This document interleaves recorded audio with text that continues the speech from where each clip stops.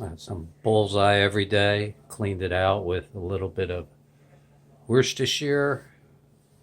We have some Gouldens. Clean that out with a little soy sauce. Let's mix that up. You heard of honey barbecue? Well, this would be mustard barbecue. And you want to place them in with the fat up against the wall. Let's see, can we fit them all three? I push them down. I got 9, so wait for it.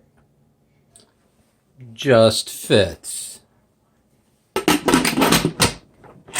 Lock it, seal it, seal, pressure cook, start.